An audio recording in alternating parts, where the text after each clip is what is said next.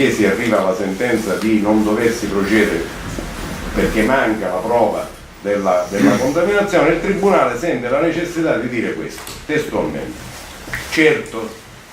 ciò non esclude affatto, anzi evidenziandosene la piena compatibilità con il superiore costrutto, l'esistenza di odori molesti, sgradevoli, irritanti e senz'altro pregiudizievoli per la salute dei frequentanti l'istituto.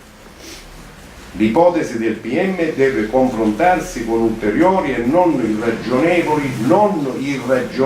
ipotesi prospettate nel corso dell'istruttoria. Quindi quello che noi abbiamo fatto non è stato affatto irragionevole, non abbiamo detto fesserie, abbiamo detto le cose come stanno e abbiamo ritenuto di dare atto a 3 giudici, a 3 magistrati che hanno lavorato seriamente, di avere svolto veramente un buon lavoro, e lo abbiamo fatto evitando di fare un appello assolutamente inutile, perché la sentenza è da un punto di vista sia tecnico sia giuridico assolutamente inattaccabile. Bisogna leggere le motivazioni per capire il perché, le abbiamo lette insieme nel corso di questa conferenza stampa, e perché riteniamo che ci siano delle conclusioni di natura giudiziaria che ci spingono ad andare avanti con la certezza di ottenere il riconoscimento delle nostre richieste, non soltanto risarcitorie ma anche morali.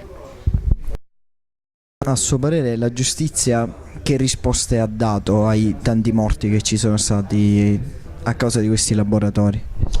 Se lei intende per giustizia, il Tribunale Terza Sezione di Catania ha dato una risposta giudiziaria secondo il nostro punto di vista corretta e condivisibile. Non ha dato una risposta ai morti, anche perché nessuno aveva sottoposto a questo Tribunale di giudicare sulla possibile connessione fra le situazioni dei laboratori e le morti. Qualora qualcuno, parlo della Procura, dovesse demandare il compito al Tribunale di svolgere un accertamento giudiziario sul nesso di causalità fra le morti e le condizioni quali sono state accertate in questo procedimento, e allora poi vedremo quale risposta sarà data.